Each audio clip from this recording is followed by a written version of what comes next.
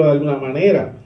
No estamos en ningún libro en esta ocasión. En algún momento retomaré algún libro para ir entonces de versículo a versículo, que me gusta.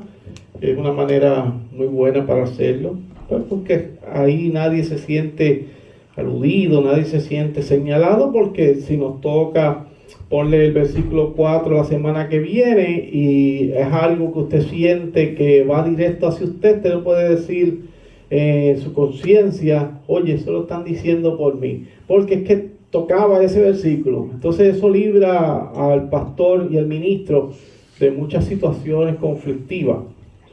Pero en esta ocasión pues estamos predicando casi de manera de diferentes versículos de la Biblia. En esta ocasión voy a estar predicando un mensaje temático, me parece, porque hace tiempo que no hago un mensaje temático. Parto de un texto, pero voy a estar más bien en un tema y no tanto en el texto como tal. No sé si se entiende, pero más bien es el tema, es la temática que quiero tratar. El mensaje de esta mañana se llama Pobres en Espíritu. Sale directamente del texto. Pobres en Espíritu. De primera intención parece algo malo, pero no es así. No es así. Mateo 5:3. Mateo 5:3. Si usted es tan amable, es el sermón del monte.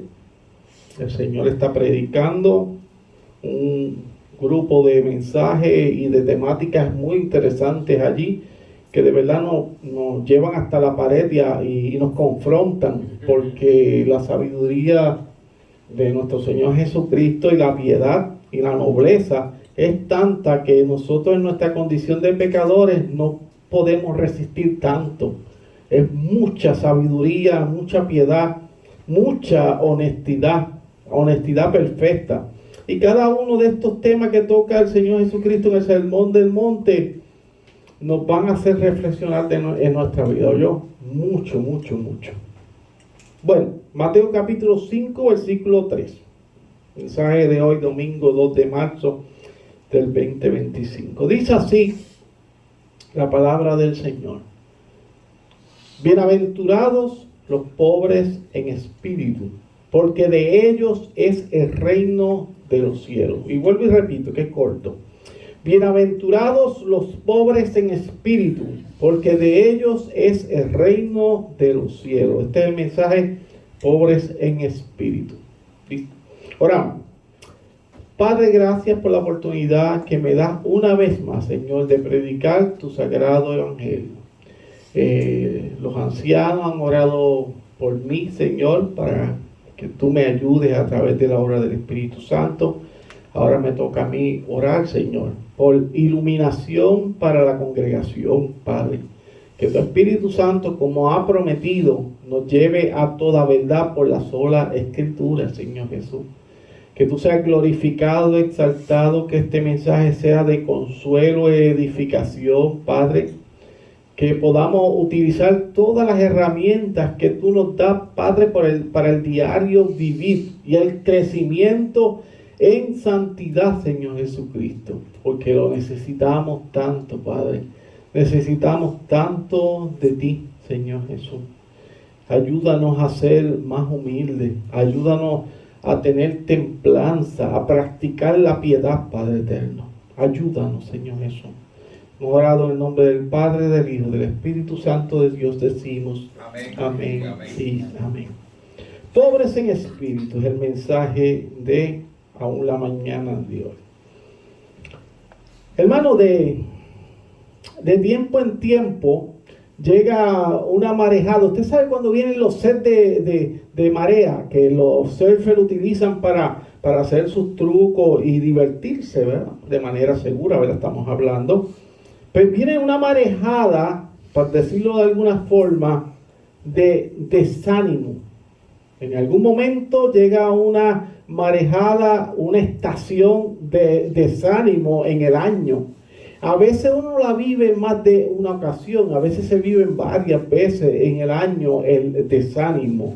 Y llega a nuestras vidas, a la vida de los verdaderos creyentes. Estoy hablando de los verdaderos creyentes, sí llega el desánimo. Entonces nuestras oraciones van dirigidas ¿a qué? Pues a la fortaleza, de que el Señor nos dé fortaleza espiritual. Solamente el Padre Celestial nos puede dar esa fortaleza, porque nos debilitamos en el transcurso del camino. El camino es duro. Por eso es que yo siempre les digo que esto no se trata del más ligero que vaya. No, esto no se trata de eso, sino el que resista y permanezca, que persevere. ¿Verdad? La perseverancia de los santos. El Señor se ocupará de aquellos que ha elegido para salvación, de que perseveren hasta el fin, hasta el fin. Pero el camino, como es para muchos, va a ser largo. Otros, pues, porque no sabemos el tiempo que Dios nos va a llamar a su presencia. Para algunas personas será un tiempo largo, para otros será más corto y para otros sumamente corto, ¿verdad? Como los infantes que Dios los llama a su presencia. Ya están allá y no, algunos, como le llaman, natimuertos, ¿verdad? Nacen, la madre los tiene que parir, ¿verdad? Tiene que hacerlo y ya han fallecido en el vientre de las madres. Muy triste. Hace poco veía una persona, una dama que le pasó y estaba muy frustrada de vivir eso. Horrible, ¿verdad? Horrible. Entonces, ese niño ya va a la presencia del Señor. Pero otros tienen un largo millaje. Un largo millaje. Entonces, esto no se trata de más que avance, sino el que persevere. Entonces, a esto que estamos pidiendo se le llama nueva fuerza. Yo no sé si en algún momento usted ha experimentado que ha estado bien agobiado espiritualmente y se levanta un día que respira bien esa parte espiritual. Usted dice, ya me siento que se organizaron mis ideas, me siento alineado con las Sagradas Escrituras, veo la mano de Dios a mi favor. Y esto no se trata de sentir, claro está, yo se lo he explicado una y otra vez, pero hay días que usted siente que todo regresó a la normalidad. Hay días, ¿verdad? Cuando lo compara como estaba anteriormente, en ese desánimo terrible. Algunos decimos, por favor, Señor, dame nueva fuerza. Clamamos, Señor, dame fuerza, que me siento tan gastado, agotado, me siento, cansado. Y así por el estilo decimos diferentes cosas en nuestra oración. El camino que debe atravesar el creyente es un camino, como bien leían en las lecturas, un camino estrecho. Para aquel que no le sirva a Cristo es una autopista que puede entrar todo el mundo por ahí. Pero el camino del creyente es estrecho, como decía un vecino que tenía, Eliud Morales, es un camino estrecho, lleno de espinas. Vamos descalzos en medio de esas espinas, ¿verdad que sí? Vamos descalzos y además nos van empujando con violencia, dice el salmista en el Salmo 118:13. Todo eso, además que nos están empujando con violencia. Que fíjate, providencialmente va muy acorde con lo que estábamos hablando en la escuela dominical. En estas situaciones que pasamos el diario vivir y que nos llevan a restringirnos de la ira que tenemos y que queremos decir tantas cosas y luchamos con la tentación de la carne de defendernos y decir cosas y actuar físicamente, porque nos están empujando con violencia. Dice en el Evangelio según San Mateo capítulo 7 versículos 13 al 14: entrad por la puerta estrecha, porque ancha es la puerta y espacioso el camino que lleva a la perdición, y muchos son los que entran por ella. Porque estrecha es la puerta y angosto el camino que lleva a la vida, y pocos son los que la hallan. Este camino es estrecho, es estrecho.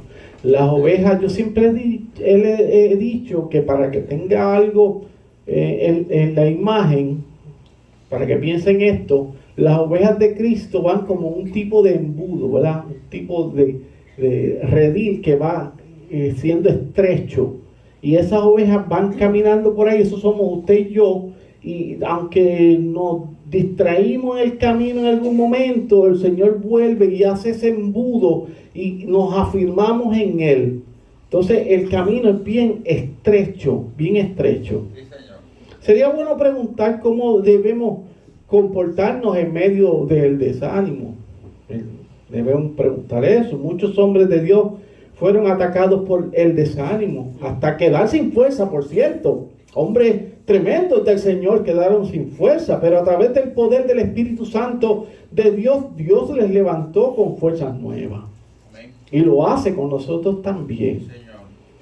Lo ha hecho en mi vida muchas veces. Yo he estado oprimido y pasando momentos difíciles en mi vida, en mi parte espiritual, en la parte mental, agobiado, y luego Dios me restituye, me fortalece. Y yo creo que todos hemos vivido esas etapas. El desánimo se trata, según se puede ver claramente en la palabra, de la falta de ánimo, de fuerza o de energía para hacer, resolver o emprender algo. No tienes ánimo. Te levantas y ya no tienes ánimo de ninguna forma, ni espiritual ni física, porque esto es una combinación de todo. La mente trabaja en todo tu ser. Cuando usted tiene ansiedad y tiene diferentes situaciones en la mente, te afecta hasta el sistema del estómago, todo, la digestión, los nervios, te afecta el cuerpo. Bueno, un montón de cosas, porque la mente tiene un poder sobre el cuerpo increíble. Es la computadora que maneja todo nuestro ser. Entonces, cuando usted está pasando por una situación difícil, afecta a todo su cuerpo de una manera u otra.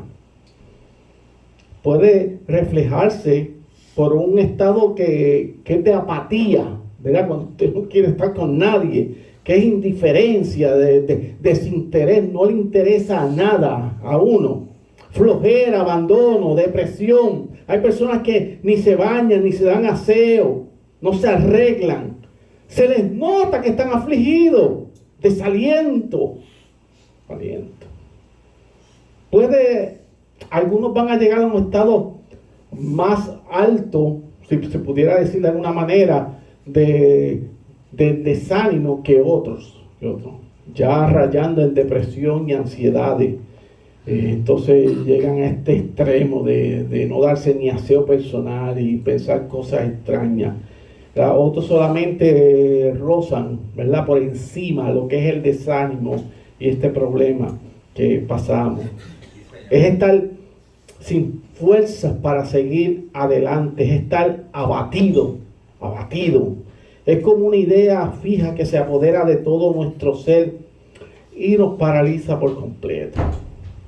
Usted dice, ¿cómo lo hago? Ya piensa en el asunto y ya está bloqueado y ya se sintió con una presión en el pecho terrible. No ha acontecido y ya usted está viviendo aquello que no ha acontecido. El desánimo es la pérdida de todas nuestras facultades emocionales, espirituales y físicas. Nuestra mente comienza a sufrir un bloqueo, y esto yo sé que muchos hermanos lo viven, ese bloqueo mental, que usted intenta leer y no puede. Usted intenta hacer algo y está bloqueado. Usted intenta concentrarse y no puede. Es bien complicado, es difícil. Impide que actuemos según los principios bíblicos, estos mandatos que Dios ha establecido para nosotros los creyentes, para la santificación del creyente. Y estando en esa condición nos impide caminar en el orden de Dios. El desánimo es peligroso, hermano. El desánimo es muy peligroso, aunque parezca de primera instancia que no lo es.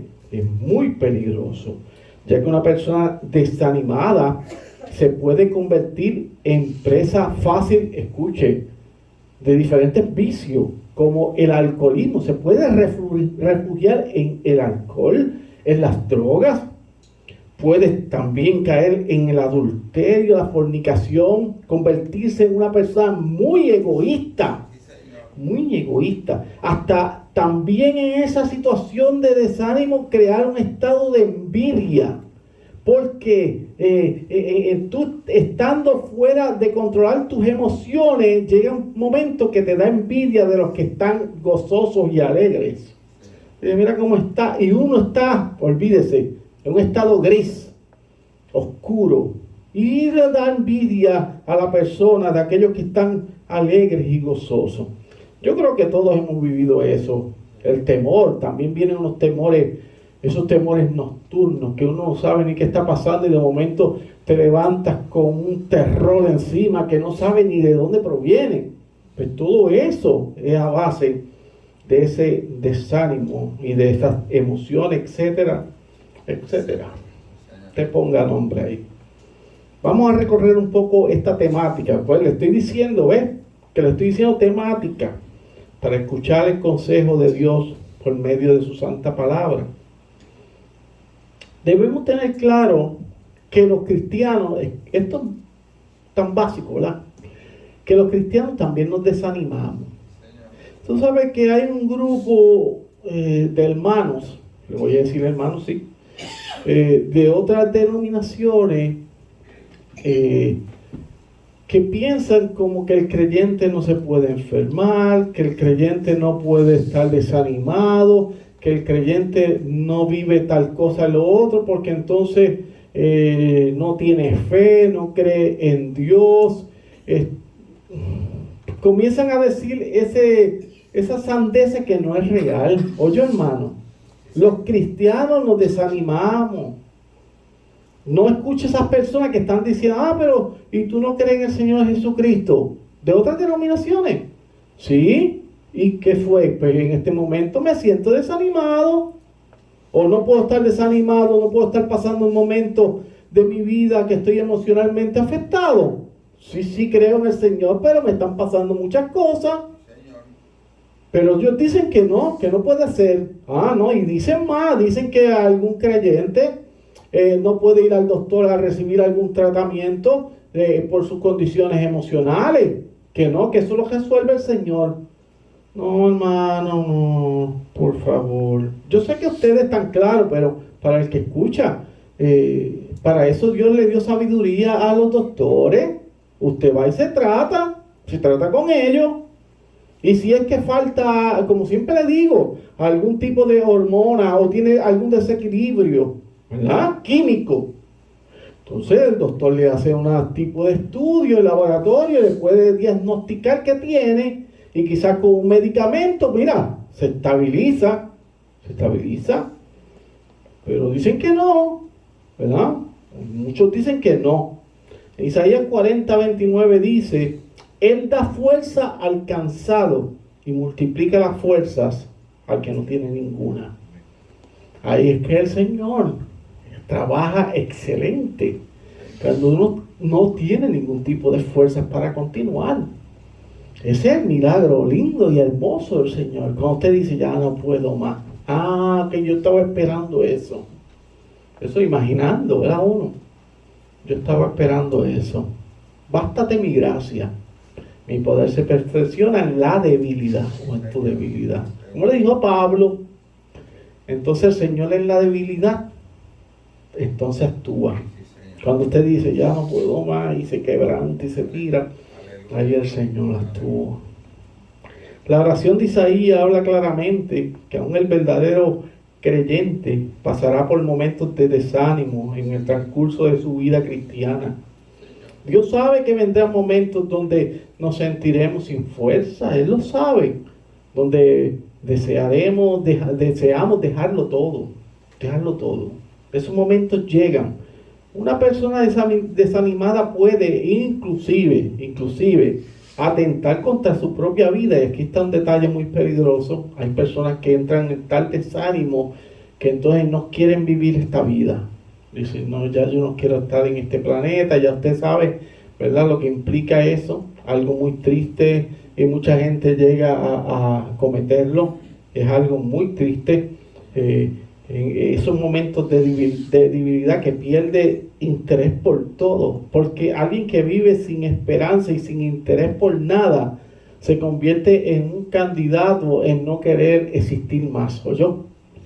Alguien que no tiene esperanza y que su vocabulario ya es muy pésimo, todo es pesimista, se convierte en un candidato para no querer existir más en esta tierra. Es muy triste. Nuestro Dios conoce que somos propensos al desánimo, al cansancio. tanto físico como mental, y yo puedo decir y diría con mucha confianza que peor es el cansancio mental que el físico. El cansancio mental es peor que un cansancio físico, porque usted descansa y al otro día se recupera su fuerza, pero el cansancio mental a veces persevera.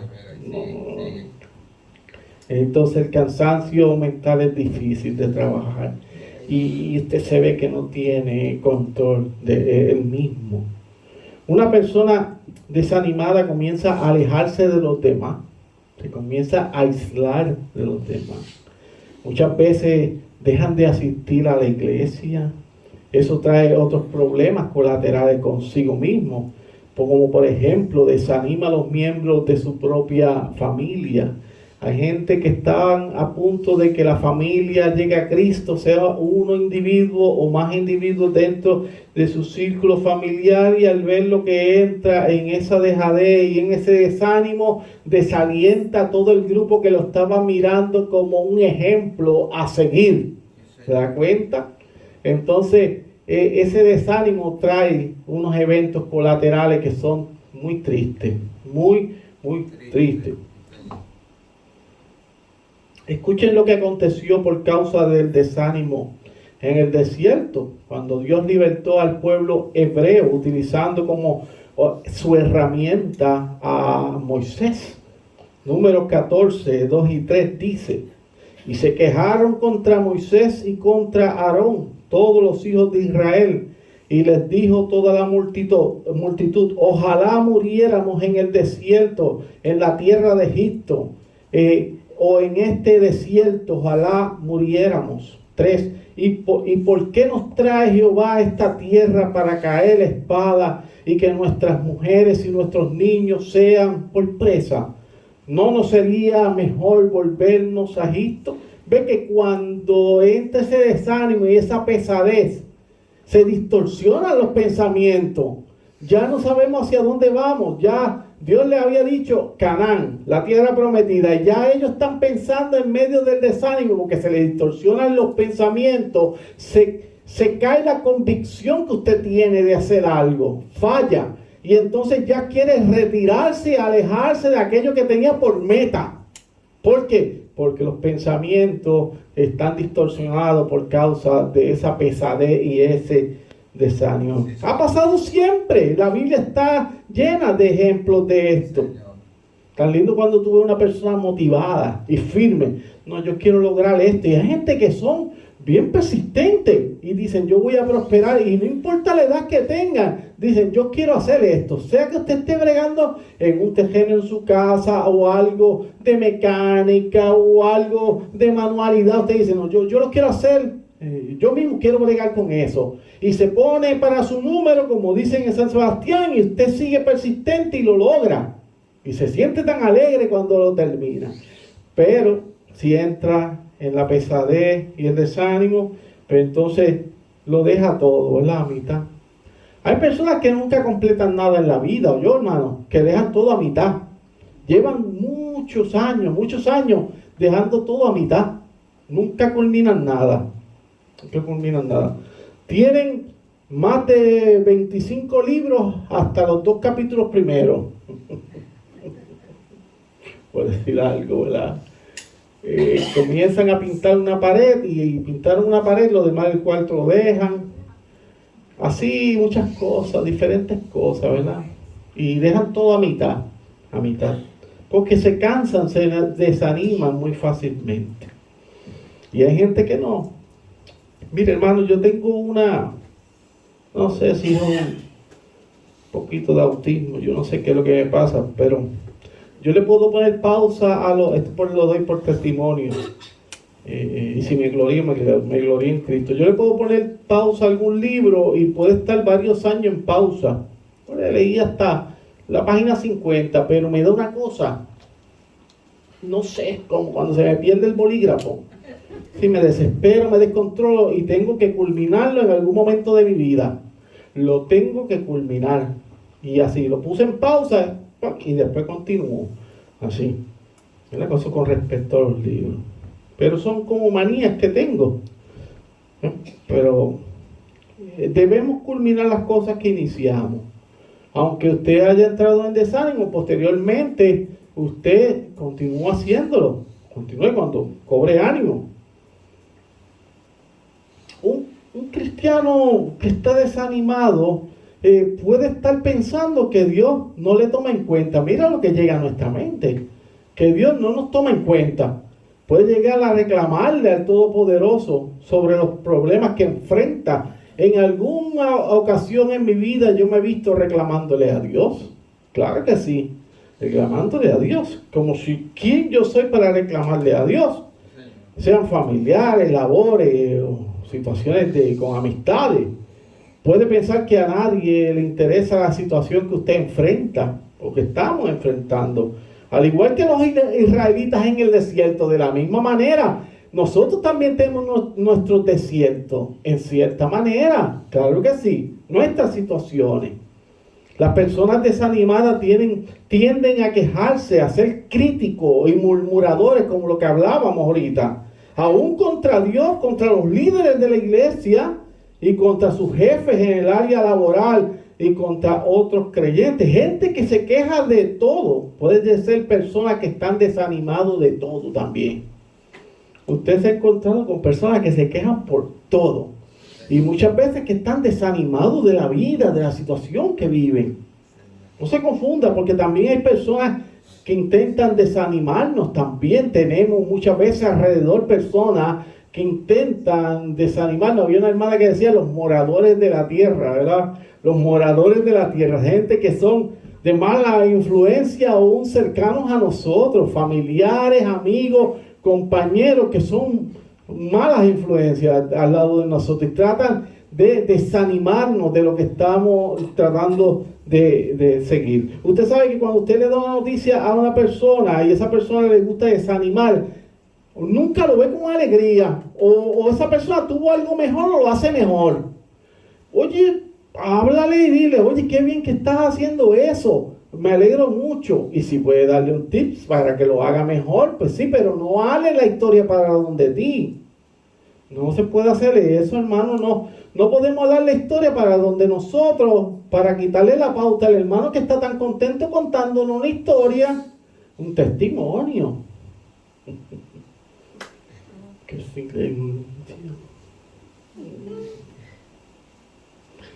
Este mensaje te parece un poco a Santiago. Esto reflexiona a uno, ¿viste? Pone a uno a reflexionar. No hable la historia, hermano, por favor. No lo haga.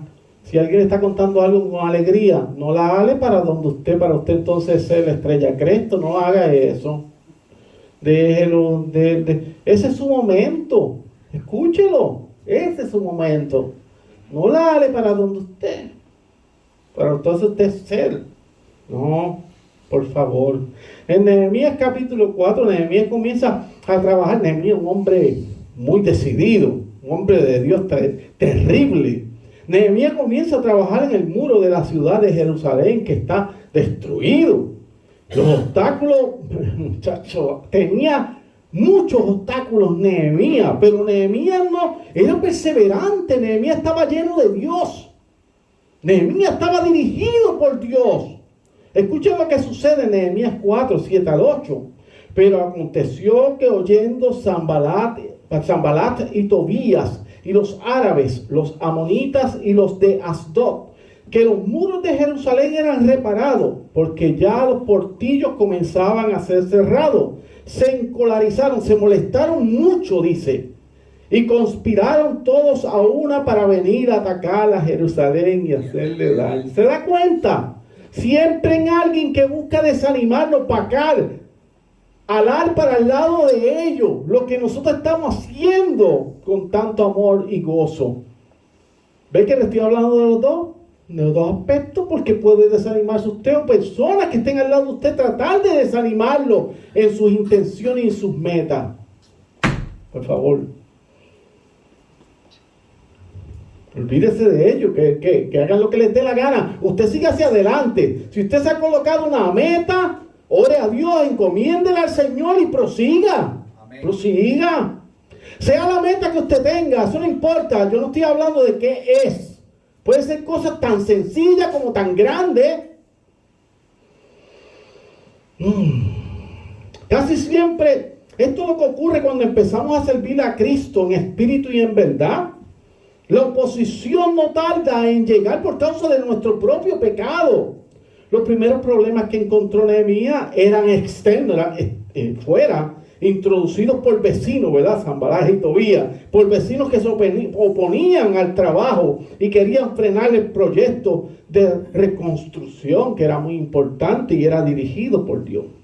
Cuando observaron el progreso alcanzado, sí, porque cuando usted progresa y echa para adelante, entonces la gente se levanta a comentar, qué chulos son, ¿verdad?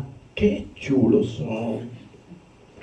Antes que usted estaba viviendo como un infeliz, que no tenía nada y no había progresado en nada y no había comenzado algún tipo de situación como meta, pues nadie le decía nada. Pero ahora que usted se está proponiendo avanzar, entonces vienen a comentar Sanballat y Tobías de lo que usted está tratando de hacer, un trabajito, alguna situación. Ahora comentan los chulos, ¿verdad? Entonces ellos lo ven progresar a Nehemías en toda la construcción y comienzan a tratar de ponerle tropiezo desde afuera, se burlan, amenazan a Jerusalén con supuestos ataques violentos. Todo esto para que se quebrantara, para quebrar el estado de Nehemías como gobernante y que desistieran. Pero ese no era Nehemías. Nehemías sabía quién era en Dios. Y cuando tú sabes quién eres en Dios, permaneces firme. Te detienes pero no vas atrás. Sigues firme, firme.